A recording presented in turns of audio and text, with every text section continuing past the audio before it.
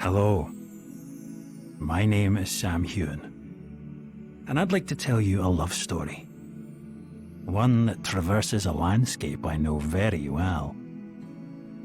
We'll join a traveller with an enchanted sketchbook that allows him to move through time as he searches for his lost love. So nestle yourself softly between your cosy blankets and let us go together to the Scottish Highlands.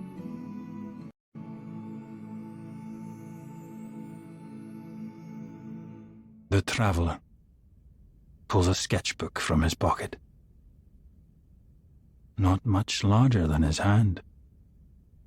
The back half of the manuscript is missing, torn away, leaving only frayed edges. Its leather cover is mottled with age, the gilded tooling on the spine and marbled end paper indicative of its 18th century bookbinding. It's not the antiquity, nor the craftsmanship that makes it remarkable, but the enchantment. Within its pages are held the ability to travel across time and space. The traveller need only pluck it from his pocket to see what artwork awaits upon the pages within.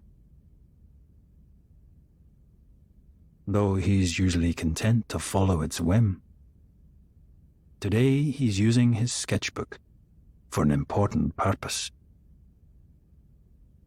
to search for the one he loves. His travel companion is the owner of the latter portion of this halved book and all its unfathomable magic. But she has been lost to time and space, and the traveller must find her. He brushes a reverent hand across the rough leather binding before flipping to the front page. On it, drawn in a confident hand, is a charcoal sketch of a tiny village nestled on a cliff overlooking the sea. The smudged lines of waving grasses and thatched roof cottages are precise, as is the winding road that runs between them and towards the water. Beyond the architecture, the sea blends into the sky with a delicate gradient. The traveller studies the drawing, and when the taste of salt reaches his lips, he lowers it to take in the world that lies beyond. He now stands at Murray Firth, a scenic inlet in the Scottish Highlands. Fed by the North Sea and several crystalline streams, this is a land of both beauty and bounty. The windswept coasts of the Firth boast cliffside bluffs and rocky beaches. The pristine plains of wild grass are as tall as a man, and fishing villages adorn the coast with colourful bobbing boats. The village that sprawls out before him now is the same one depicted in his hands, but it's in full colour and movement. Of the name of the village, the traveller is uncertain.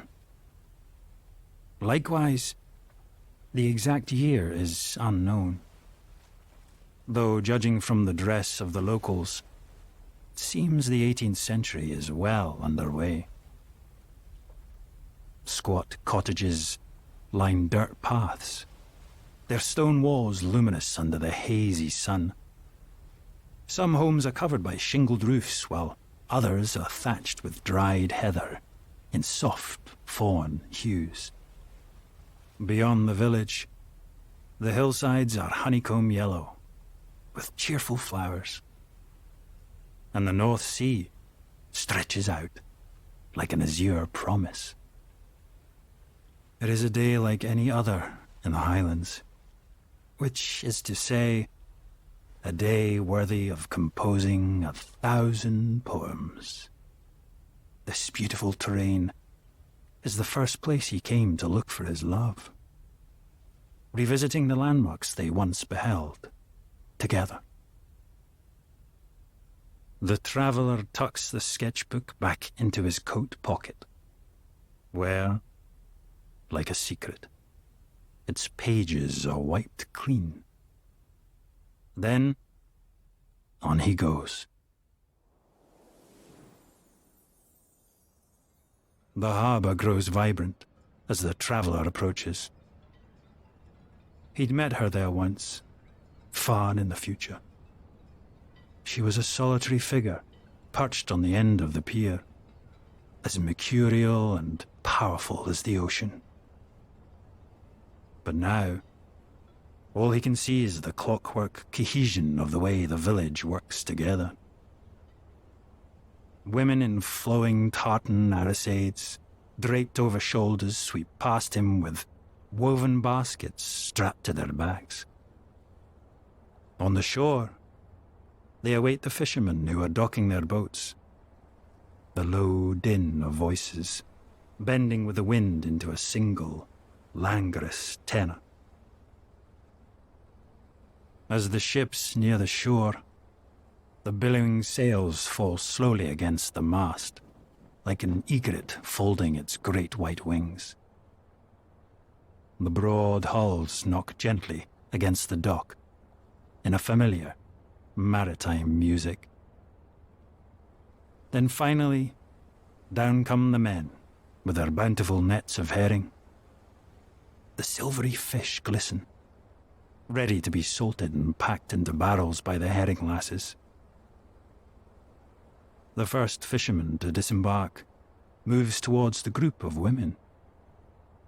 He kneels down as a little girl runs down the beach and into his arms, her braids thumping against her shoulders. The traveller smiles to himself as he sees the reunion. After all, he too is looking for someone. He scans the people at the docks, but the familiar auburn hair and captivating eyes of the one he seeks is not here. So he must move on. The sounds of the wharf recede as the traveller turns onto a path towards the beach, grown exuberant with fern and wild grasses. The North Sea is an endless expanse of fine blue silk. The traveller pauses to enjoy the view for just a moment. Summers ago, he and his love had visited these shores to watch dolphins leap through the sea's endless tapestry. If she is waiting anywhere in the Murray Firth, it would be here. And the traveller takes a deep breath. The scent of salt and possibility fills his lungs. He feels a nostalgic sort of peace. Bodies of water always remind him of his companion, and the countless oceans of time and space they've crossed together. The image of long, waving hair billowing up with a westward breeze captures him. The hem of a navy blue dress, the apricot hue of her cheek. His love, holding a seashell against her ear, to listen to the tides churning in its delicate spiral architecture. He holds the image in his mind, just for a moment, before it vanishes. There is no use in getting tangled in memory now. They'd been separated during their journey, and the traveller knows she is waiting for him, somewhere in time. He walks up and down the shore, hoping to see her familiar silhouette, wading in the crystalline water. A woman collecting seashells reminds him of his love, but it is merely a trick of the sunlight in his eyes. He looks out onto the sea. It is still, with its deep expanse of blue adorned with a pattern of white waves. The Murray Firth's famous dolphins are not here, nor is his companion, who so loved watching them play from the shore. So, it is time to continue his search. Away from the beautiful coasts and to another location in their beloved Highlands. He closes his eyes and reaches into his pocket for the sketchbook.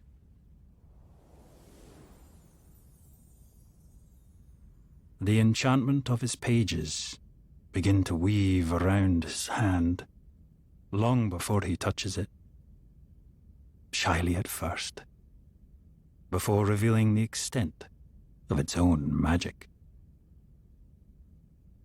The pocket, which should be shallow, extends itself infinitely below his fingertips. An entire sprawling cosmos contained in its pages. As he reaches deeper, the texture of the soft wool's inner lining falls away. In its place, an arid wind whistles against his skin, the distinctive chill of early September. At last, he pulls the sketchbook out of his pocket and into the world. In his hand, the first page of the sketchbook has been scrolled with the barely legible lines of a poem. The handwriting is a cursive so elaborate, the letters topple against each other. The traveller reads a couplet quietly to himself. My heart's in the Highlands. My heart is not here. My heart's in the Highlands, a-chasing the deer. There is a sensation of his body becoming vapour, becoming imaginary, as he's whisked away to a different space. He closes his eyes and draws a breath. The air no longer smells of the sea. The dry brush and herbaceous thicket have a thin, clean quality of high elevation and wind. When the traveller opens his eyes, his vision is all autumn and astounding light. He is no longer on the beach in Murray Firth, but on the high plateau of a mountain made sunburst orange by fall.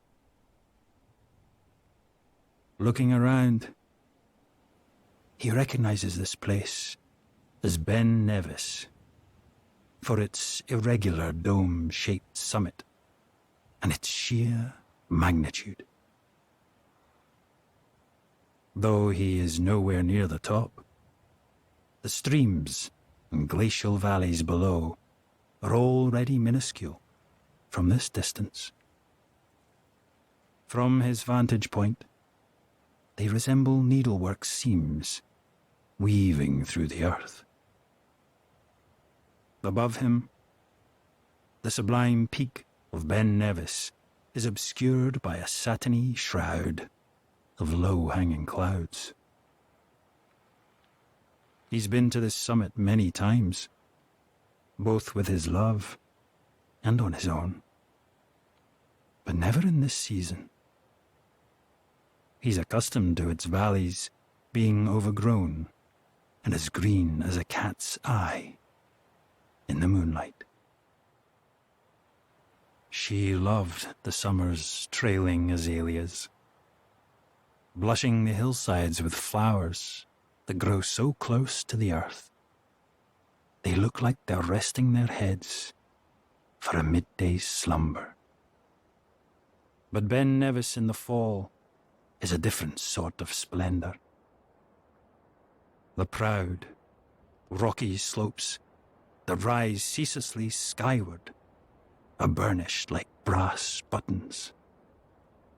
Alpine dwarf willow, one of the few trees that grow at this elevation, sprout like miracles out of the cliffsides. Their rugged silver bark grows flat against the rock, as if they were painted there by an artful hand. And beneath the sparse green of the willows sits a boy with a mop of dark, wavy hair and earnest brown eyes. Your heart's in the Highlands, the boy says slowly, as if weighing the heft of each syllable on his tongue. He stares down at the quill in his hand, reading aloud the words he's written. My heart's in the Highlands, wherever I go. The traveller recognizes him as a young Robert Burns, the romantic poet, famous for his odes to lovers and landscapes. For now, he is but a boy with a dream.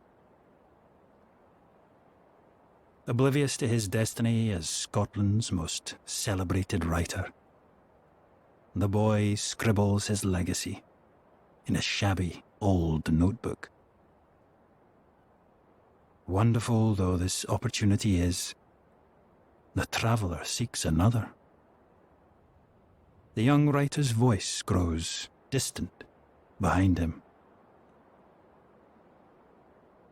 He turns down a path towards the glen, where the steel waterfall empties, knowing he has a better chance of finding his travel companion there. While he prefers the rugged, rocky charm of the mountains, his love adores the abundance of the valley, and she has good reason to. When he reaches the gorge, the view does not disappoint. Compared to the high plateaus from which he came, the low valleys are markedly more verdant. Wide swathes of the glen are covered in both bogs and woodlands, lush with lemon-scented ferns. Fields of heather blanket the land, turning it into a patchwork of coral and pink, made luminous by golden sunshine.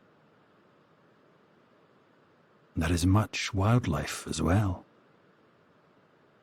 Squirrels and colourful birds the traveller cannot name flit through the birch. He is even lucky enough to spot a rare mountain ringlet butterfly fluttering lazily across his path on velvety brown wings. When the traveller reaches the foot of the waterfall, he sits down on a mossy stone to savour the view. The cascading water branches out into several arteries, spreading like white curtains and its descent down the mountainside. It's so refreshing to sit below its rushing arc and feel the mist cool his skin. As he waits by the crystal water, he'd hoped his love would be here, dipping her feet into the stream the way they once did, together. What century had that been, when they foraged blackcurrants into the makeshift balls of their palms, when they sat at the stream's shallow lip to feed each other the sugar-sweet fruit? The world had been so beautiful then, and even now, that memory is enough to sustain him through his search. Even as it becomes clear that she is not here. Still, he isn't alone for long and enjoying the stream. The traveller watches in wonder as a family of red deer unfold from the tree line, as if emerging from a fairy tale. Their brick red coats shine like brass under the warm sunlight. The doe and her yearling move elegantly towards the stream, dipping their heads down to drink. The stag stands vigil nearby, young enough that its majestic antlers are still soft with velvet. The traveller watches until they drink their fill, thinking of how much his love would smile to see this sight. But she is not here. And when the family of deer disappear together, back into the thickets, it is time for him to move on as well. He puts his hand in his pocket, closes his eyes, and does just that. The inside of his coat pocket is cool and damp with weather, as is the manuscript he pulls from it. When the traveller feels ground return below his feet, he opens the pages where an excerpt from a novel awaits. He reads it aloud to himself. It's the glory of the sea that has turned my head. Though there is no sea when he lowers the parchment, the grandeur of the lake before him is no less captivating. He stands now on the banks of Loch Ness, a freshwater lake made famous both for its sublime scenery and its fascinating mythology. The sky above the loch is overcast with dense, swirling grey clouds, borrowed from a romanticist painting, a prelude to storm. Though as of now all is quiet. This is the Scottish Highlands at its wildest majesty. The monochrome horizon, heavy with unshed rain. The sudden flurries of wind that whistle, then hush. A landscape holding its breath. A dense fog has unfurled over the lake, rendering it almost mythic. The traveller can make out scant outlines of trees and the distant ruins of the medieval Urquhart castle in silhouette. he walks along the shore, remembering the many evenings he and his love walked along this water. He skipped the rocks as she lounged on these banks from morning to sundown. Could she possibly be here now, steadfast, waiting for the fog to lift? When the traveller gazes back towards the misty lake, it is as pale as a bowl of milk, as still as a slab of marble, yet untouched by sculptor's hands. But then, slow light sweeps through the fog, like the beacon of an imaginary lighthouse. And through the misty glow, a great shadow seems to lift the graceful arc of its neck slowly out of the water. The traveller sees it for just a moment before the shape recedes back into the fog. Then all is quiet once again. In the stillness, he holds a hand to his heart in awe. Was it a daydream? Or has the Highlands divulged to him a grand secret? Could he have just witnessed the so-called Loch Ness monster? The legendary aquatic being said to live in the lake's depths. It almost doesn't matter. The boundary between life and lore has always been vague to him. To have experienced the moment is enough, dreamed or not. How he would have treasured to share this moment with his love, his partner, and all things new and strange, yet old and familiar. But she is not here. So in dazed reverie, the traveller continues on his way, heading upward to the headland where the ruins of Urquhart Castle sit. When he finally reaches it, the fog has begun to disperse. The impressive tower and fortress walls seen through the receding mist are somehow just as majestic in its ruin as it was during its prime. He'd visited the castle once before, in medieval times. The tower walls had been whole then, and centuries stood watch over Loch Ness and the great rolling moors of the Highlands. Daffodils lit up the plains with their golden petals as shaggy Highland cows grazed the enclosures on the fortress grounds. There had been a rare festival that day.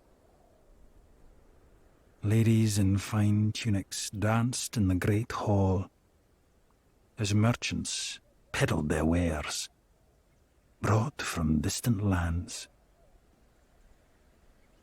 And of course, his companion had been with him too.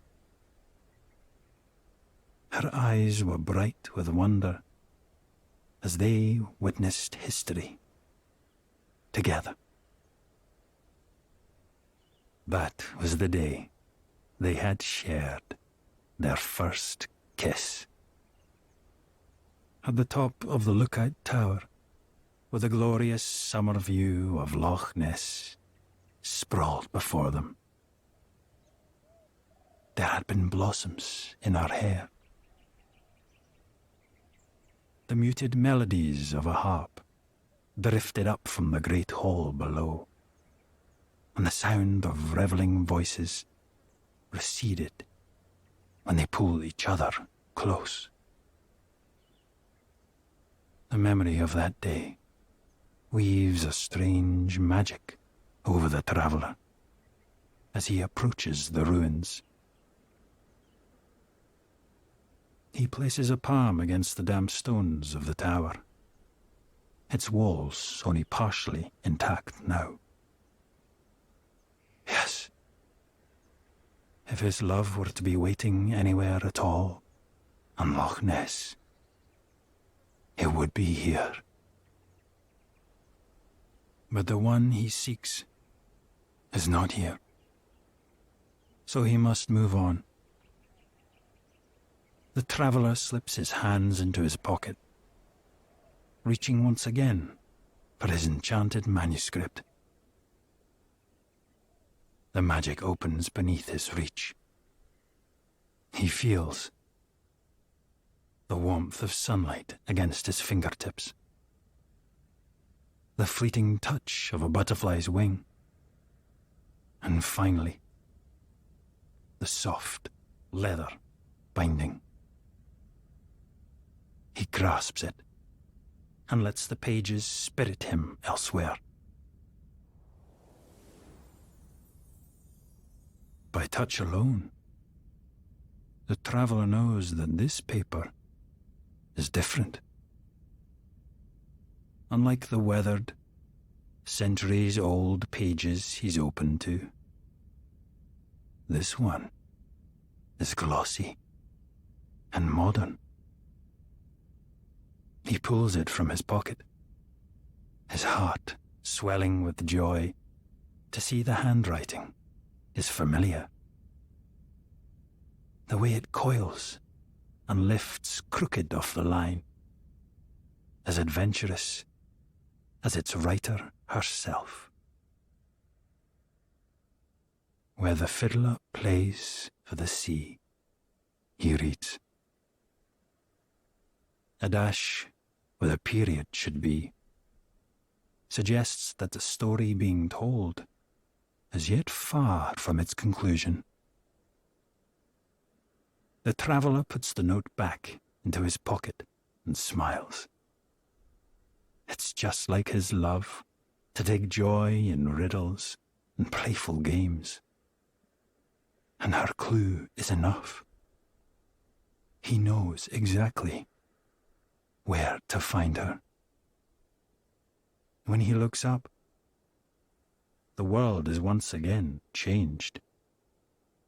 The lushly overgrown grounds flanking Urquhart Castle are gone. Instead, he finds himself somewhere both familiar and unfamiliar. A small fishing village, bookended by hillsides of yellow flowers on one side and a vast sea dotted with herring boats on the other. Like a pendulum, his enchanted sketchbook has swung him through a wide arc of time and landed him right back where he began. The Murray Firth. Only the year is different.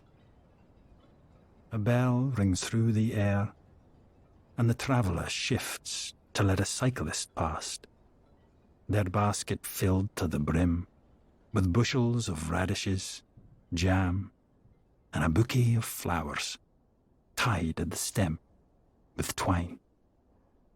As the traveller walks down towards the coast, it becomes obvious that he's returned to his own modern era. In many ways, the fishing village maintains a rather rustic look, with grey stone cottages adorned with cheery orange roofs, but signs of the 21st century abound. Electric scooters line the wide streets, helmets hanging from their handles like pastel mushrooms. The traveller could spend hours wandering in this charming village of rustic taprooms and bait and tackle shops.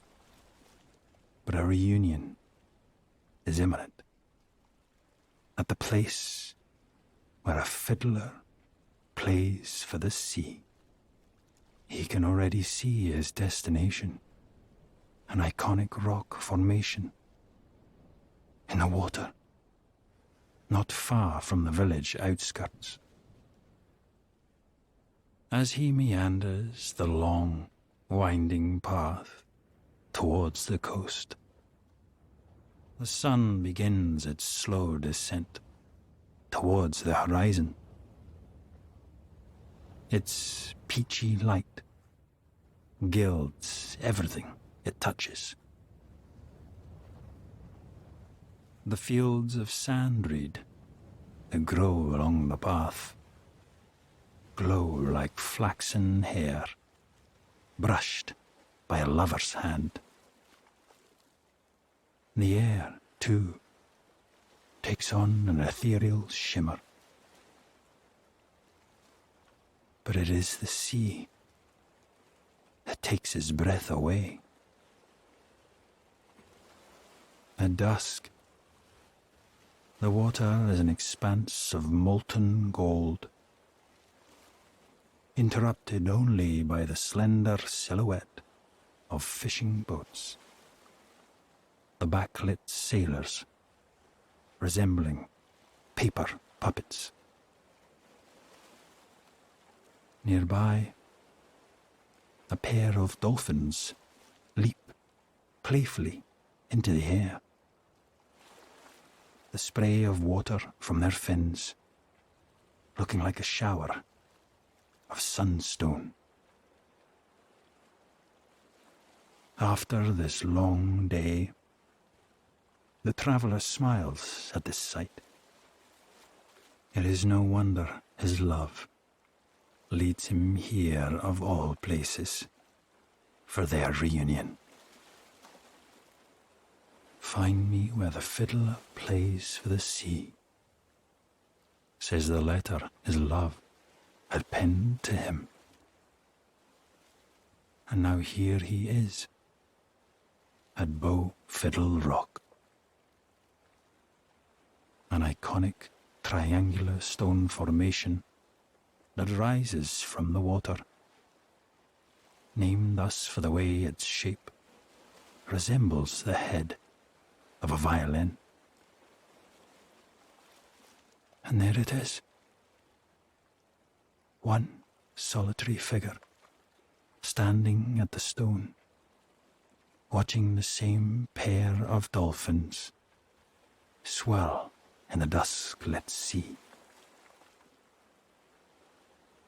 My heart is in the Highlands, the traveller hears in his mind, as the figure turns toward him as if she heard it too.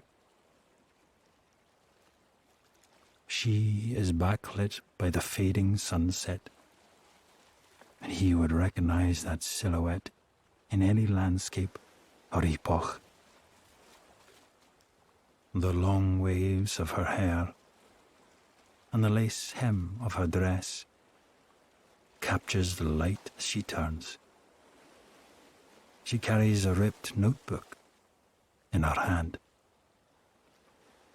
My heart is in the Highlands. The traveller hears again as he heeds her beckoning.